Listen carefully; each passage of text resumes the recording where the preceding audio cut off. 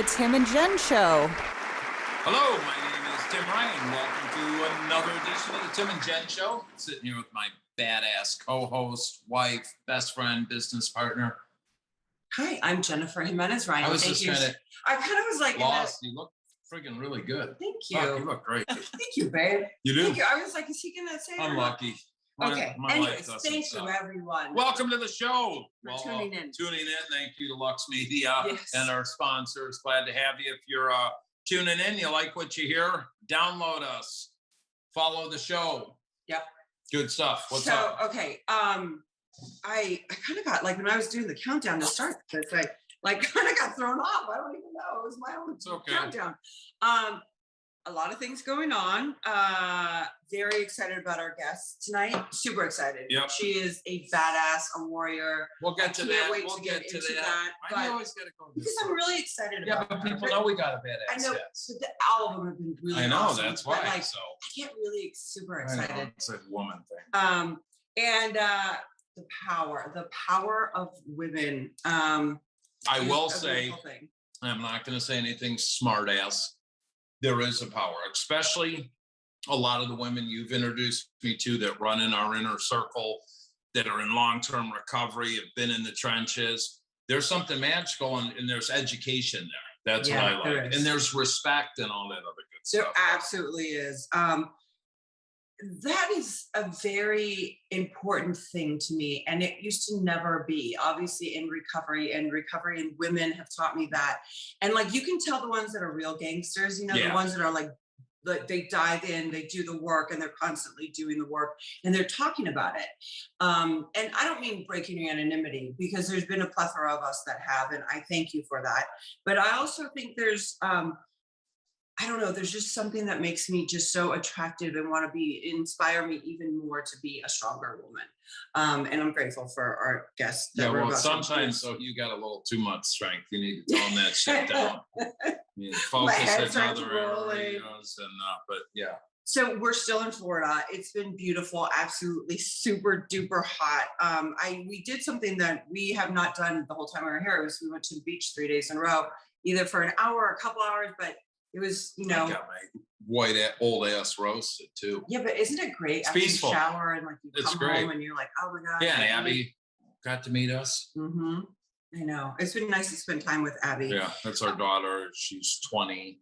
Goes to school here. It's interesting because I look at women. I was taught that when I took my first drink or drug, that I emotionally stopped growing. And then add on trauma.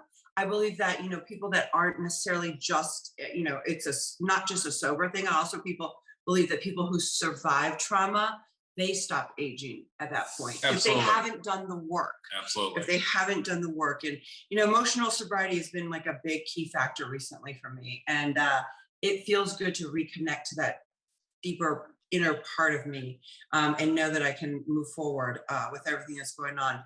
We have COVIDville, central. It's just a crazy time. Sometimes my brain can't even grasp what's going on. But, it's the calls like this that I received today. My mom actually called me on a second cousin. So I talked to the grandfather. His grandson is in the Chicago suburbs, 23 years old, struggles with mental health, had been doing a ketamine regimen, seeing a psychiatrist weekly over the past 90 days, and ends up getting COVID. Can't see the psychiatrist, can't do his treatment, is in crisis, has been talking about wanting to harm himself. No one will take him because he has COVID. What do we do? This is one case, one scenario, one family out of the millions that are in this same situation right now. Mm-hmm. It's heart-wrenching, and people don't know. The mom called me today from Central Illinois or Indiana, and her kid got arrested for a gun and domestic battery and drugs, and leave him sit in jail. Unfortunately, he's going to be going to prison, and you can sleep well. And she said, I haven't slept well in 10 years. Yeah. And she said, I am sleeping well. But that's the thing, like the thing with families of loved ones of alcoholics and addicts, like thank God for Al-Anon and family groups and all these, and therapy and all that. That's helped a lot of people with codependency, enabling, not knowing what to do. what about the people that don't sign the release form when you're in treatment? Wait, and it's a two-part question. What about the mental health when they don't sign a waiver to let you know anything?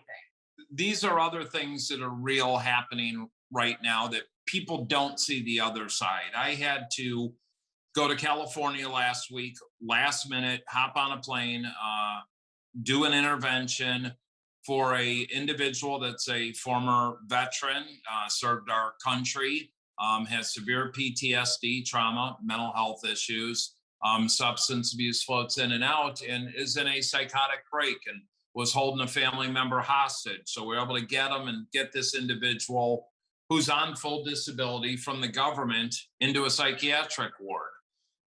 The family members that are at home don't know what to do. They cannot get any information because the person that's in the psych ward right now won't sign a release of information. The police have told the family to get restraining orders and all this. So here, their loved one, they don't know if is in crisis, is getting well. And due to HIPAA, they have no communication and no knowledge whatsoever is happening. And when this individual gets released, they usually hold you 3 to 5 days, 7 to 14. They can push it longer, but it's a really tough stretch. They let you go, and then it goes back to the same chaos. So, and no one gave these people that have the loved ones in mental health any support, any guidance, no resources, nothing. It's hard. We get a lot of calls like this, and people just don't know what to do. They need someone to talk to. And there's good things out there because there's sober coaches, there's life coaches. There's people out there like our up and coming guests. Yes, and I'm really honored that we have our first guest for Recovery Month being a female, and our next guest. Yeah, a badass. This individual has been a American icon in television. If you've watched any major network from Fox News, from CNN to MSNBC to The Blaze to so much more. I'm not going to name everything, but this individual who's in the public eye also happened to struggle with alcoholism and went public about it. And there's a whole hell of a lot more, and is now in long-term recovery doing some badass stuff we'll get into. Laurie Dhue, welcome to our show. How are you? Oh, hello, Jen and Tim. It is so good to be with you today. It really is. I've been so excited about this, and I'm really excited that I'm your inaugural Recovery Month guest. It's great that we have a whole month to celebrate and to help educate people and, maybe get some people to start the journey that we all started many years ago. That's a life of joy and hope and, the furthest thing from the way we used to live. So, I live in constant gratitude for this, and I know the two of you do too. And I'm really happy to be talking to you today. Laurie, it's so great. I know that you had done a lot of things, but I was researching you and I was watching things and I'm like, whoa, you came in the room. I'm like, babe, she's done a lot of things. I know she's done everything. To sit here and talk to you and say, you've done so much. And do you ever take that in? How accomplished you are? Well, look, thank you for the kind words, but there are so many people out there, Jen, who are doing great things. The two of you are a fabulous example of that. And, I have been fortunate to get opportunities over the years to speak to a wide variety of audiences, to help any number of people individually and in groups. And, that the way we put it, we can do together what we cannot do apart. And so there are a lot of us trying to do and doing good work out there. And I'm just one of many. But I appreciate you saying that. Thanks. You've done so much work on yourself from what I know, and I know you personally. And every time we talk, like, and we see each other, I get so inspired. Like I say to Tim afterwards when we've gone, to Courtney's, I was like, God, she's doing so much work on herself. Like, I love that you're constantly uncovering, discovering, discarding. I have to ask you this because you've accomplished so much on so many levels. You started doing this when you were 20 years old. You were on air. Well, I started my TV career when the summer I was 19, I had my first internship with CNN. Okay, so I wasn't on the air until I was 27, but I knew after that first internship, I said, I'm going to do TV. This is going to be my thing. I hope to be on camera one day as a news anchor, but at the very least, I want to get in as, I'll do whatever it takes, even just to become a writer and a producer. And so about 2 weeks after I graduated from college, I started entry level at CNN. And this was back when CNN was really different and the whole news industry was very different. This was 30 years ago. And full disclosure, I'm 52. It is what it is. And I started working when I was 21. And, news is really different now. And this could be a whole separate conversation. I don't exactly love what I see when I watch the news because I feel like it's not the news anymore. But I had a dream and a goal to be on camera, and I worked really hard and I made it happen fairly quickly. And while I'm launching what would become a pretty long-term career as a cable news reporter and anchor, while that was starting and then going on the up and up, my disease took over my life, alcoholism and drug addiction. This is a familiar refrain, I'm sure, for the two of you, Jennifer, you're a movie star, you're a supermodel. Tim, you're lucky to be married to her, but you already know that. I love you so much. But you know, as your career takes off, it feeds your addiction, or it can feed your addiction. And that's what happened with me. And maybe, Jen, that's what happened with you. Yeah. Listen, I couldn't agree with you more. But also, like, and I don't mean this to be, I'm not even trying to be nice to you. You're so freaking beautiful. I can't even take it. You're a beautiful woman. Do you want me to step away and come back? But you're a beautiful woman, and you decide, accomplished, like, you decide you have a goal that you want to be on TV, and you do it. Like, not a lot of people get to say that. What? Was there anyone in your family or a friend, or what made you want to go the TV route? Well, I came out of the womb performing, according to my mother. And Jen, maybe you were the same way. People who end up on camera, I think, were sort of born performers. Yeah. And I think my parents knew that something was going on with me when they caught me holding a hairbrush at the age of 2.5, looking at myself in the mirror and talking. So maybe I had watched Phil Donahue when I was little. Now I'm really dating myself. Right. But Wow. That's amazing. I think it was innate. And coming out of college, I thought, well, half of me wanted to hit New York City and try to do the Broadway thing and try to make it as an actress, because I had done a lot of performing in high school and college. But then once I got bitten by the news bug, my path became much clearer. And nobody in my family had ever been on TV. People don't know where I came from. My mother said I was hatched, like I was this really interesting child, meaning way too energetic and, extremely precocious. But, I just think I knew I had it in me, and to make it happen was great. And I sometimes wonder, you guys, what I could have accomplished without my addiction. And while I'm grateful to be an alcoholic and drug addict, as we always say, because it leads us to a path of a better life. And I don't regret the drinking and drugging. I regret that I didn't get sober sooner.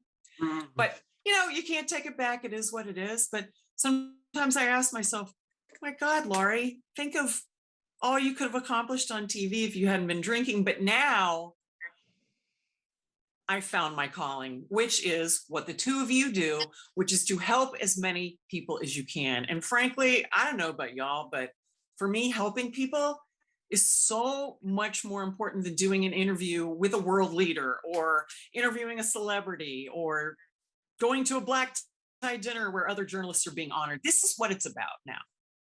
You know, you bring up a good point. You know, I always say, I think we'd all be lying if I didn't sit there and say, you know, because my first trip into treatment was 1990. I was 21 years old. We're the same age.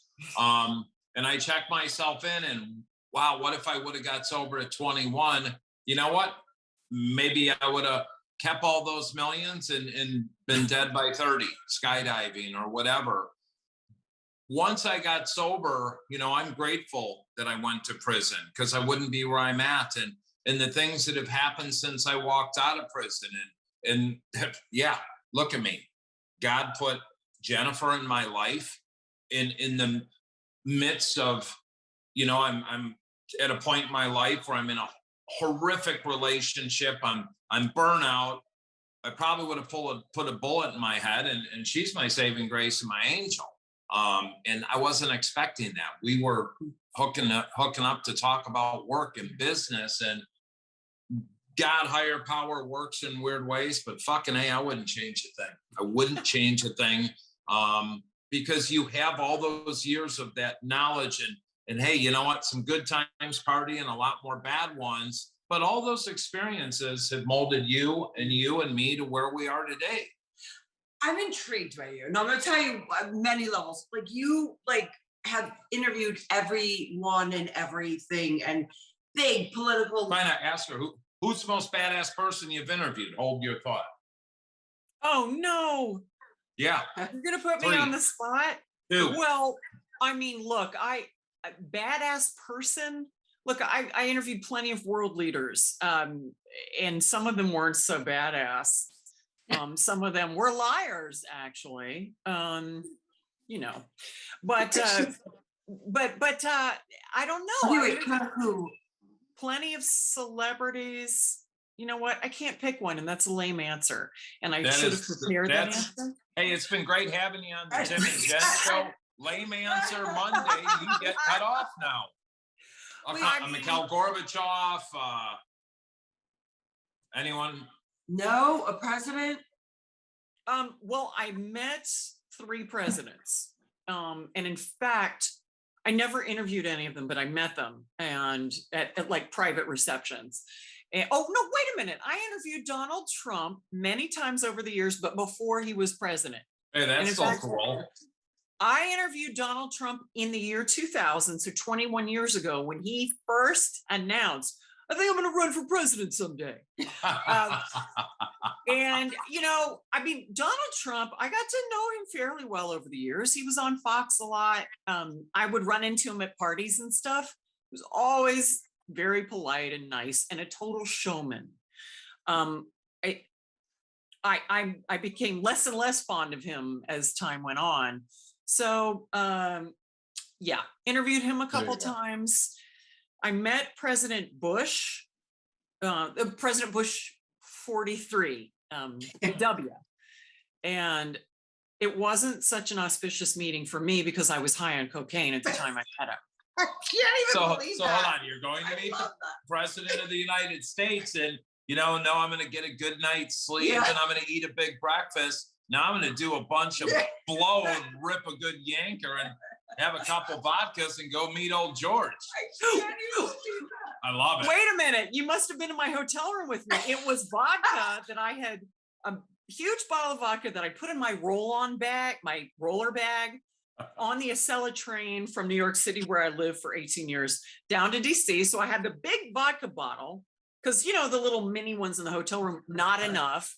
And, you know, traveled with a bag of blow. I mean, who doesn't?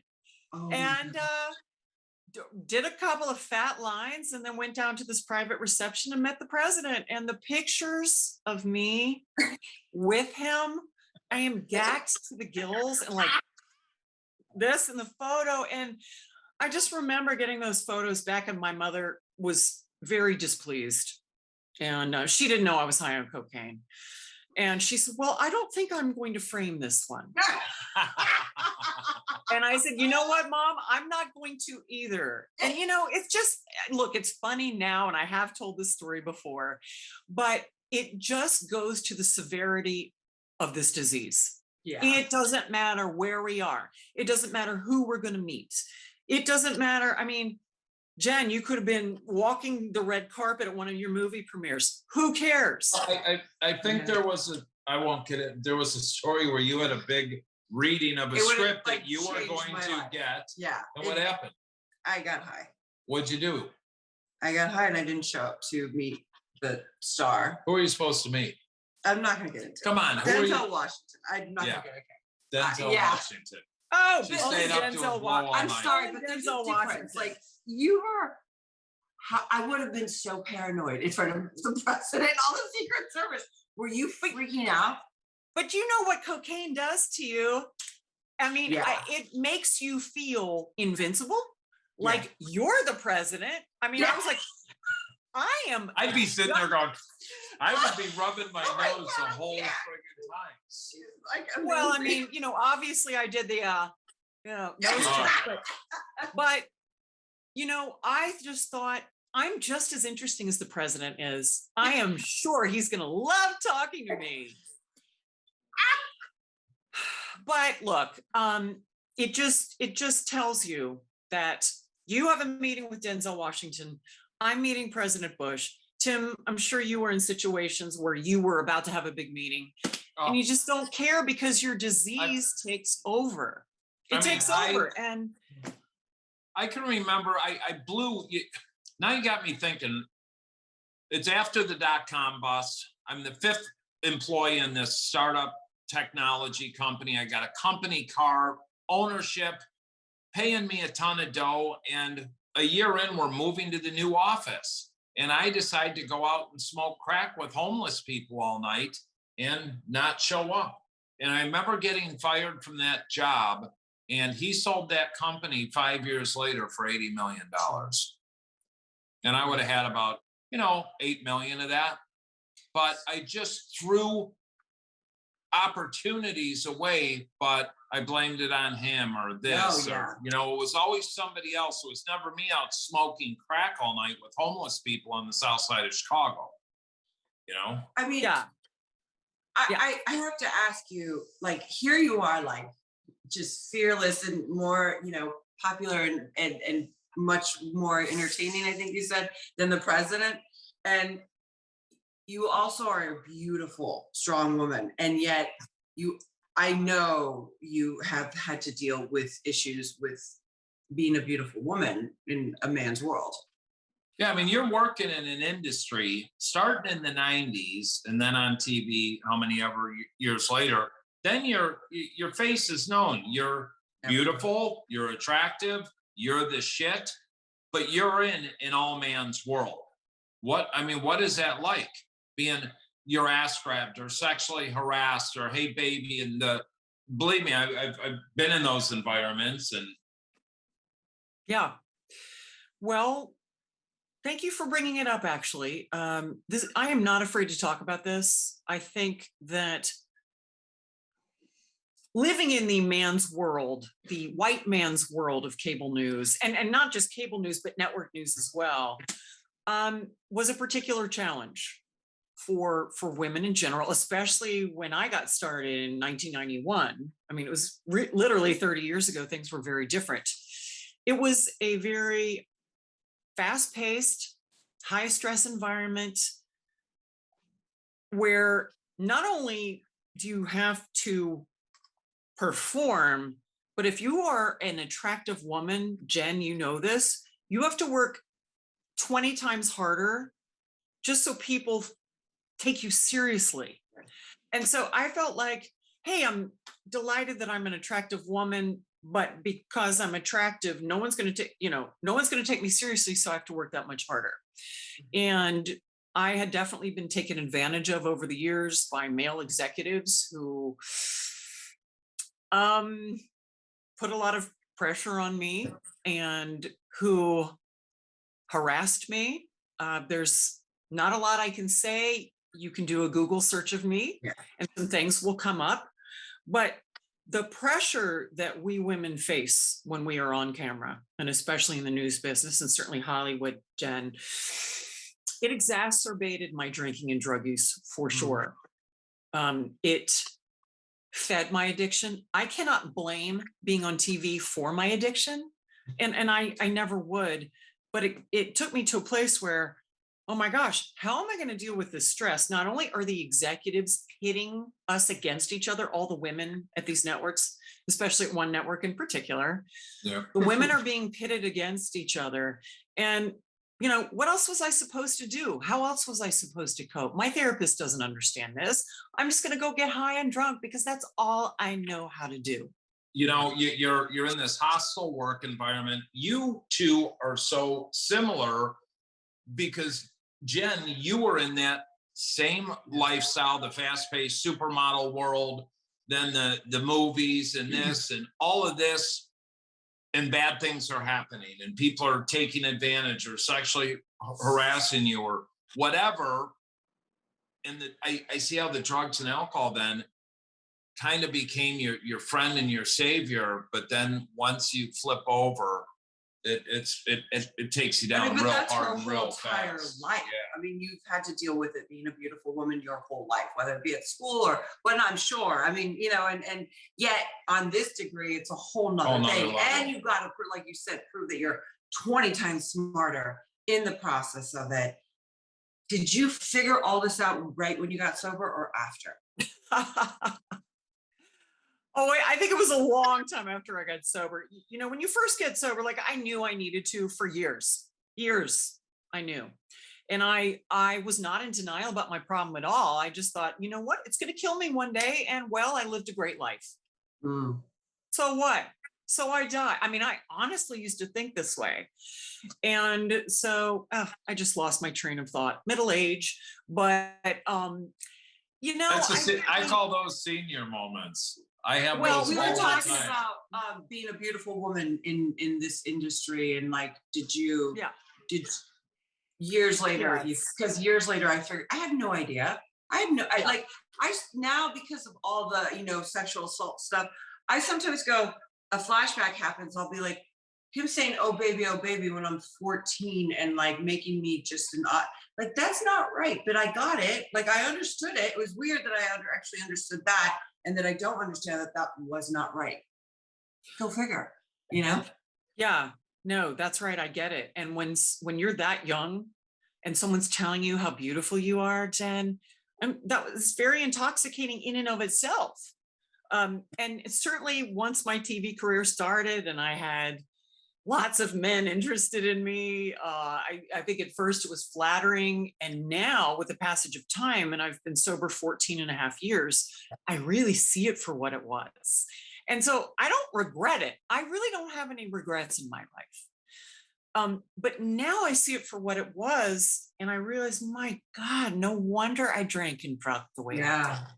It's that, you know, Tim, I think you mentioned this cycle of chaos that addiction brings us.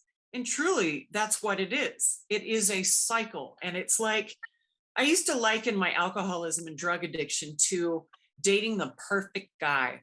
And at first, that guy tells you how beautiful you are, how smart you are, you know, boosts your self-esteem and your self-confidence. And then it turns on you and tells you you're a piece of shit. You suck. You can't live without me now.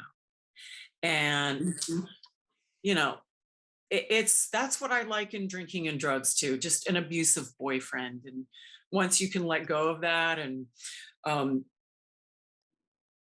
you guys also mentioned trauma and PTSD. That's something that we all work on as we go through recovery. And one of the great things about getting sober and living in a sober life day to day is putting the past behind me, knowing that I'm a survivor of childhood trauma, knowing that I am a survivor of sexual harassment, knowing that I am a survivor in a few other ways, you know, a bad marriage, a husband who was emotionally abusive. To come out on top of that and to go past it, you know, you start feeling like there's nothing I can't do. Yeah. Yeah. There's that badass moment where you just know that you're a warrior. I've had many tastes of those moments and phases, but it's like sometimes they go away. And I'm like, oh wow, because something brings me down and I run in that direction instead of like the solution, and the fact that I have fire within me and I'm a survivor and I can get through anything. And I know when people say, oh, you got sober and get through anything. I hold on to that as much as possible. And sometimes I'm like, that was nothing. Like, you know, but because I got it, you know, but it was everything. It was everything. You also report on a lot of negative things. Like, how much of an impact did that take on you? I mean, here you are, like being, you know, sexually, sexual assault, you know, strong, you know, woman being, you know, Sexually harassed. To, you know, being high and drunk and getting sober and going through so much negativity when you're reporting on the news. Yeah, it's not like I've always said, if there was a positive news network, only can have positive news, people like, that's a great idea, but you'll never sell any ads because nobody will watch it. Did it affect you? Yes, certainly it did. When, you know, I would say the peak of my drinking and drugging happened after 9/11. So we all reported for duty that day after the Twin Towers came down. We all just literally, like, I remember taking off my shoes and running like the 16 blocks from my apartment. I was living on Fifth Avenue at the time, down to Fox. We all did. We just literally came in and we all stood silent in the newsroom and waited for our assignments to be handed out. And I can remember feeling a sense of duty and a sense of pride that we were providing the news that people needed. We were trying to help people find their loved ones who were, you know, lost and then were actually killed when the towers came down. And it was a huge responsibility to know that we were the faces that America and the world were watching. And so while it was a huge privilege, the stress of that, alcoholism rates went through the roof, not only for, you know, journalists, but just people in general, especially people in New York City. Everybody started drinking more. What else were you going to do? My God, this country got attacked. Thousands of people were killed. What's going to happen next? I don't know, but I'm going to go get wasted. Yeah. So I would say the years after 9/11 were very stressful. And, you know, I was fortunate enough to get the chance to report from the Middle East on 3 separate occasions. And frankly, all of us would get wasted at night. All the journalists, we were all together. And what else are you going to do? This is so stressful. Did you have a situation where one of the people you were interviewing threatened to kill you and pulled a gun on you in the Middle East? Wow, you did your homework. Yes, I was reporting from Jerusalem, the Jerusalem Bureau for Fox News, and we had gotten the chance to go interview a leader of Hamas, which of course is a Palestinian terror group that is still pretty much running the Palestinian community. Now, Hamas is responsible for many suicide bomb attacks in Israel, many of which I actually covered. Let me tell you, that's not fun to stand in a pool of blood where a bus used to be and to see like someone's arm lying there. Yeah, you think I didn't go back to my hotel and get wasted? But yes, so I got a chance to interview a Hamas leader in the Gaza Strip, and he and his colleague showed up with guns and pointed them at us, like my producer and me, while we're conducting the interview. Wow. And I thought, well, the Israeli government knows we're in here. So if they kill us, the Israeli army will know and they'll come in and do whatever they do. But it was very scary in the moment. And as soon as it was over, we conducted the interview safely. They went their way. We were put in a car with a blanket over our head and driven away from the point of the interview. And There's only one bar in the Gaza Strip, and it has since been bombed and it no longer exists. But there was one bar in the Gaza Strip, and it was the United Nations bar, the UN bar, where all the journalists and the diplomats would go. And I just remember drinking an ungodly number of Heinekens that night because it was like, oh, well, we survived. Hey, great. Yeah. Anyway, Sorry. yeah, I mean, look, journalism and alcoholism have gone hand in hand. But did they ever because I know now I've asked a couple people and they're like, no one gives us any support. Like, did anyone say like, you got to see a therapist, or, you have PTSD, have it for 90 days over a hand, like body blood. Like, it's so crazy that we're not even providing that for people that are in the front line like you are. Yeah, well, I'm out of the front line, and that was kind of an isolated incident, but you are right. There are a lot of people who put themselves in harm's way, and I just want to talk about Afghanistan for a minute because it's obviously back in the news. Yeah. The brave men and women who've been trying to evacuate people out of there, the trauma that they have, the trauma that our military goes through, not only in this particular occasion, but also just the military in American history from the Civil War on. Our soldiers, our brave men and women face a lot of trauma. And in my opinion, Tim and Jenn, we don't do enough for them. And No, so we don't. we know that alcohol and drug and pill addiction is so high with veterans. And I know that you all have helped veterans, and I've had the chance to work with them myself. And gosh, we can't forget about them. No, and unfortunately, what a lot of people don't understand, and no fault of their own, but when this whole prescription Oxycontin thing was blown through the roof, one of the biggest prescribers was the VA to the veterans, and prescribing all these opiates, and tens of thousands got addicted. And, now we're in this catastrophe again with the mental health. We know a lot. We have family members in the service that served. I have a lot of friends. Jen does. No, they absolutely do not get the help. It's the same with first responders, veterans. I kind of lump them in together. There's not many programs for them to get help. And we talk about, because I'm originally from Chicago, last year there was, I think, 18 Chicago cops that committed suicide. 12 of them did them in the police car, in their uniform, in the parking lot of their squad. And the reason they did that is it's a fuck you to the command staff, because they wanted help and they couldn't ask for it due to the stigma and everything. It's horrific. Yeah. My heart hurts hearing that whole story of you and how that was your life. Like, that was every day. Like, the trauma. It was a limited period of time. Okay. I want to make that very clear. Yeah. But it was a good amount of time. It's just traumatizing to see one bad thing. Well, even just being a reporter at 9/11.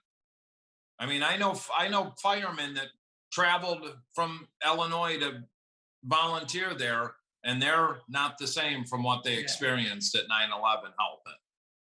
That's right. Never will be. Right. Never will be, and unfortunately there's so much of this out there, and that's why we're blessed that we have people like you and my wife, Jennifer, and I'll throw myself in just because I have to. Well, we try to do what we do, to be a voice, to offer guidance and direction, to offer hope. That's what I like about recovery, and that's what I like about people that drop the anonymity. I'm Tim Ryan. I'm a grateful recovering alcoholic and drug addict. Grateful. I work a 12-step based program. I don't give a shit what you do, but we need more people that live this, because there's a lot of people, Laurie and Jenny, that might have the celebrity. You're a celebrity. And they'll talk recovery, but they're never in the meetings. They're not doing 12-step based calls. They're not doing this. You are. Yeah. Well, thank you for all that. For me, I didn't originally choose to go public, but I was about 4 years sober, and I gave some remarks at an off-the-record dinner the night before the National Prayer Breakfast in Washington, D.C., and I was invited to a VIP dinner, and they had asked me to speak about the role of faith in my life. And you got up and accidentally read the preamble. Well, no, I mean, well, and you know what, Faith, in 12-step, look, I love AA. And I would never out anybody else, of course, but for myself and for the two of you, 12 steps saved my life. And obviously faith is a big part of that. And I love it. But just going back to what happened all these years ago, I was asked to give some remarks about faith and the role of faith in my life. And I decided to talk about my struggle with alcoholism and my journey of recovery. Now, I was assured that it was an off the record dinner. Okay. No one would write anything about it. Well, I should have known that nothing is really off the record. And so I gave, a really heartfelt speech about getting sober and the role of my higher power, who happens to be God. And oh my Lord, it was all over the internet as soon as I woke up the next morning.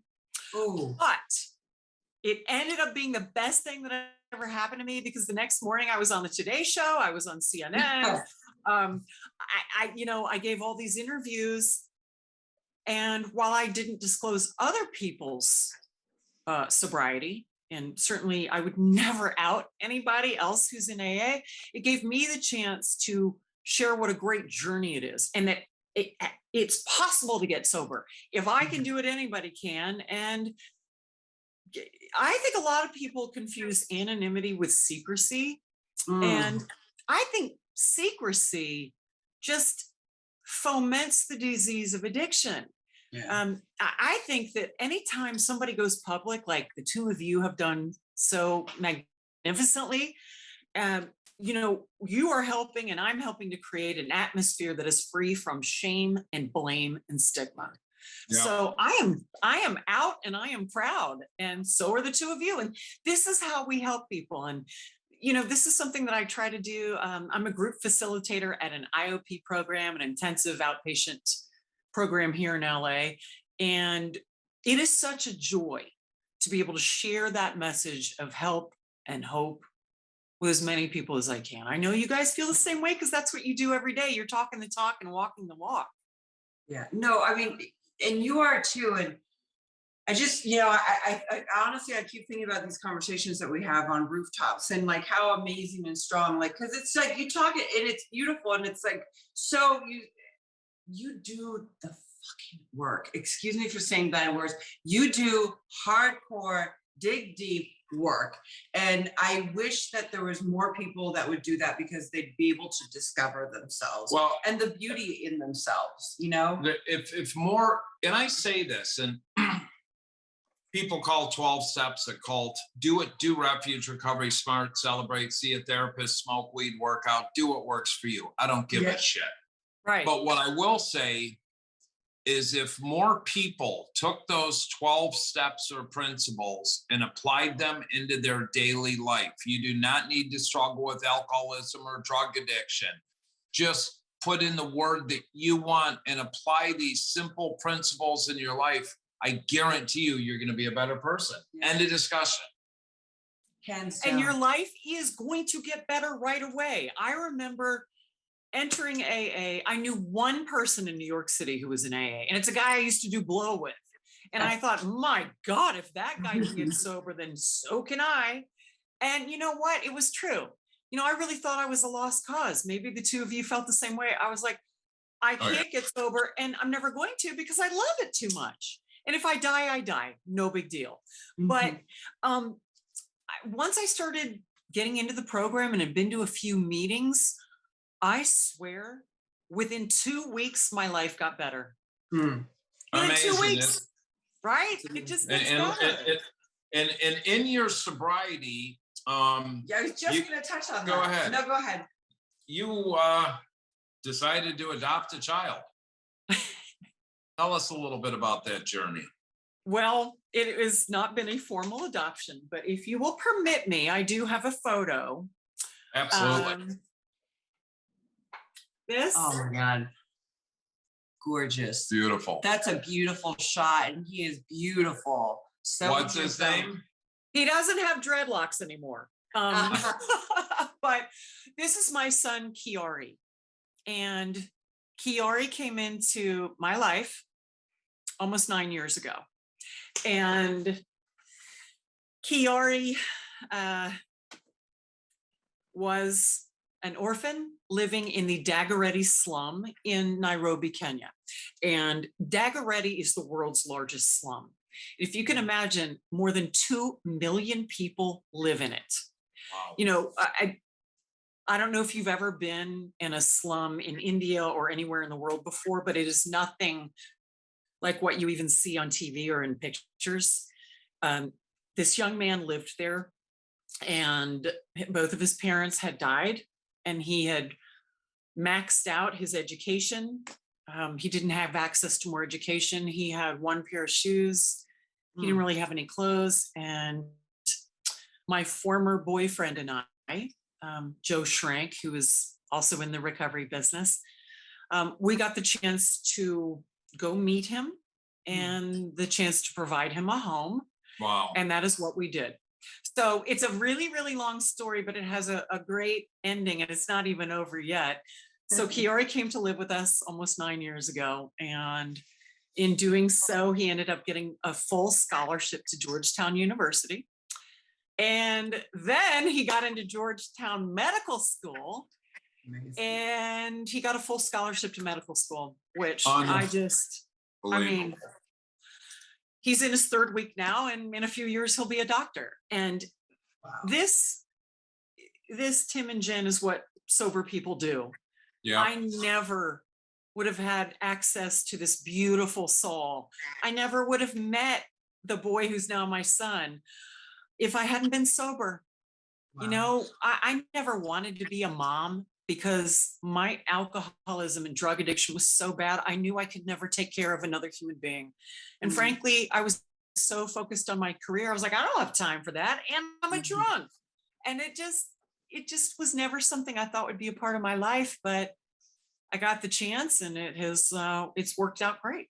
That is absolutely amazing. You and Joe deserve. Hats off to you and Joe. And beautiful spot. And you know, people, we go into Tijuana every 6 months or so, and Jen's got some family members down there that we visit, and it's like 10 minutes in. It's San Diego, but we cross over. Well, we cross into Tijuana. But I mean, I'm telling you, some of the areas there, it's horrific, and people don't understand what poor is, and families just to get a bowl of rice, one half a bowl for a day or every other day. And to be able to have a clean shower, a fresh bed, clothes, meals, to open a fridge and take out and eat whatever you want, that's a blessing in itself. But this young man dug into those books. I mean, and wow, that's a bestseller right there. Yeah. And hats off to you for doing that. Oh, that's one of the reasons God, your higher power, had your anonymity broke at 4 years sober, so you could start being a voice for the voiceless, but also to show what you can do in recovery and the life that you and Joe changed with that young man. Yeah. Listen, I thank you for saying that, and I am so grateful for the gift of Kiari. And man, that's amazing. He's certainly grateful for his life here, but really he has enhanced our lives beyond measure and really beyond comprehension sometimes. And, you know, but we do good things when we change our lives, when we start living an authentic life. For some people, that means giving up drugs and booze. For other people, it means dealing with past trauma. You know, obviously addiction and mental health go together, but when we start uncovering the truth, when we start peeling back those layers, when we start dealing with our shit, we can let go of the wreckage of the past, and we can do great things. And that's one of my messages. It's one of your essential messages. Anything's possible. And the cool things that come out of it, I had a buddy of mine 3 hours ago text me and say, hey, can you and Jenn speak at an H&I meeting tomorrow night, you know, hospitals and institutions? And I asked Jenn, said, yeah. And I said, just connect us with whoever. So he sends me a copy of the text message he sent to the person that asked him, some lady. And the lady's response back was, No effing way. Jennifer Jimenez, that lady saved my life. She spoke at the first treatment center I was ever in. And as I bounced around in and out from set, she was always there. And, you know, I look up to her and I know who her husband is, but, you know, to get this here, some guy asked us, we agree. And every time I saw her, I think I know who it is. I just go, come here, let me love you. You know what I mean? Like, that's all we could do is like, let me love you. Let me know you'll get this. Life is going to be okay. Just keep trying, you know? And it's all we can really do. And your experiences touch so many. Like, you've opened the door for me. You probably saved that woman's life. Yeah. Save mine. I mean, you don't know what would have happened that first time if you hadn't connected with her and said, let me love you. Oh, that's what we all crave. We all crave connection. Yes. And so you providing it to that woman you didn't know, that's what we do. Yeah. And then it's what you do. There are no coincidences, right? I mean, yeah. So there really isn't. I mean, it's how we all got connected too. And it's just it's 6 degrees of separation, but it's not. It's so much. It's 1 or 2 if you actually have the blinders off, the clarity and mind, body, spirit, and you're in tune. Like when Jen and she is so centered. Here's what's fucked up with my wife.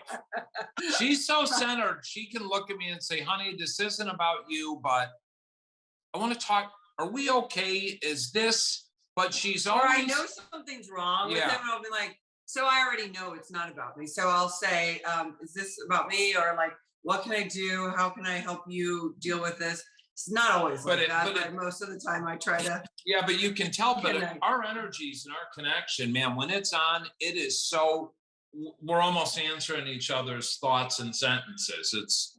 But it's being connected with people like you and the right people in our circles. And that's who I roll with. And people, how'd you stay sober? I got in the center of the herd.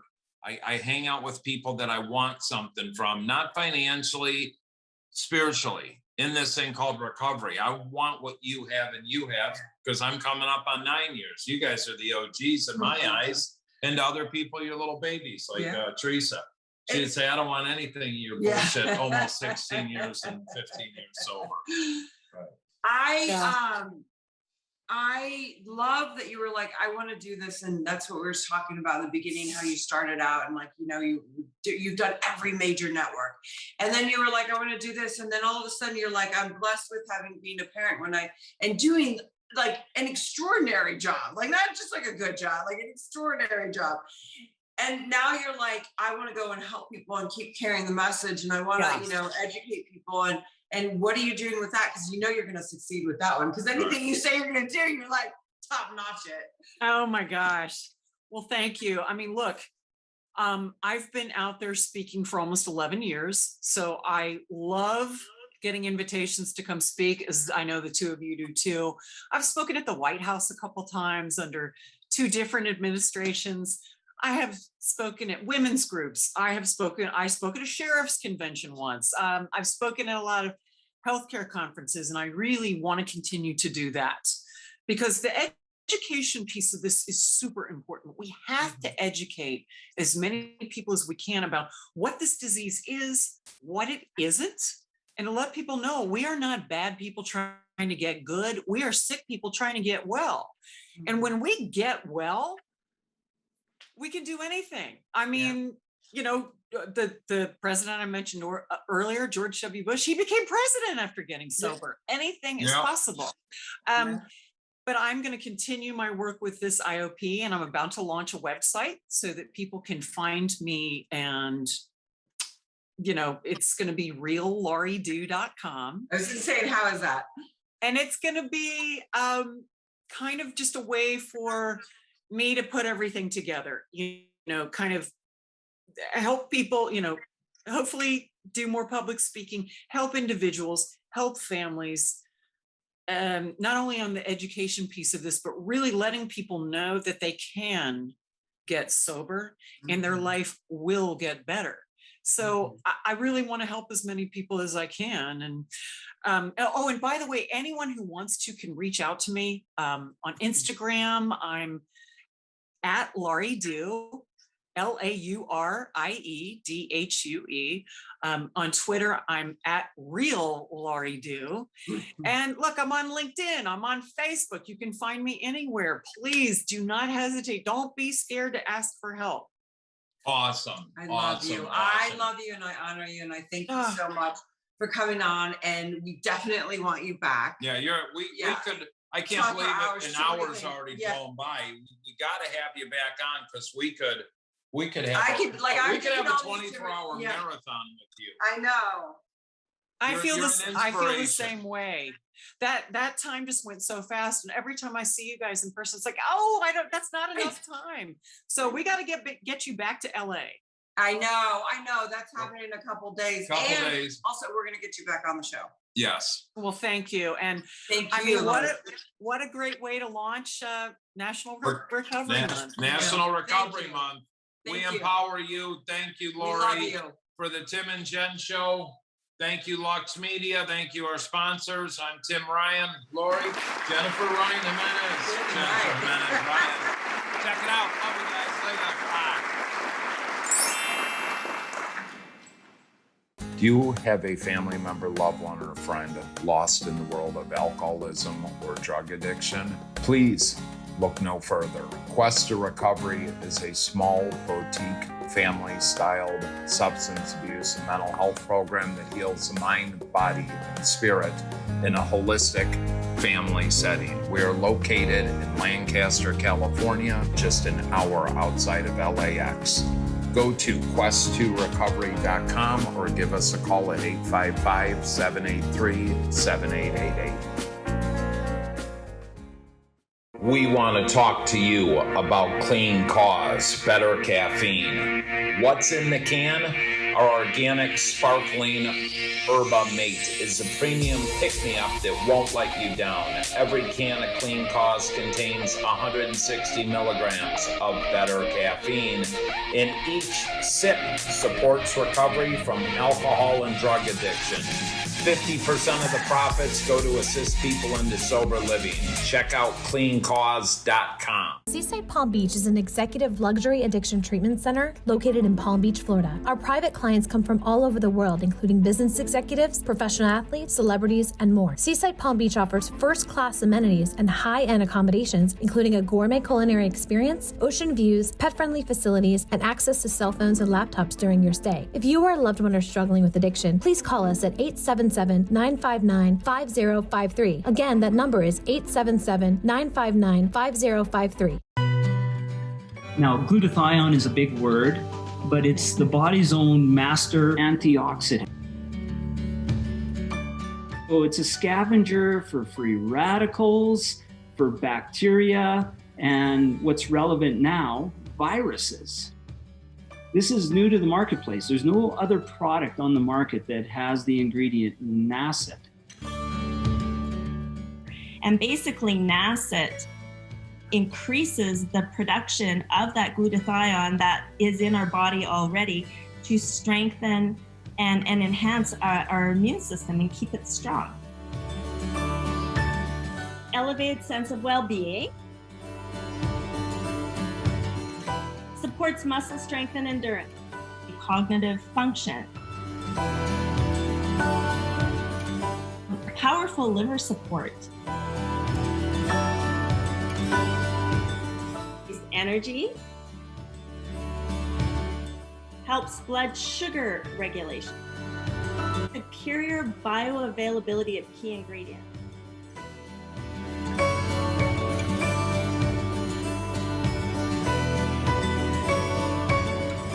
One of your best defenses against COVID is a strong immune system. Taking GSH Plus as a daily supplement does all that. And now we have the product out on the market.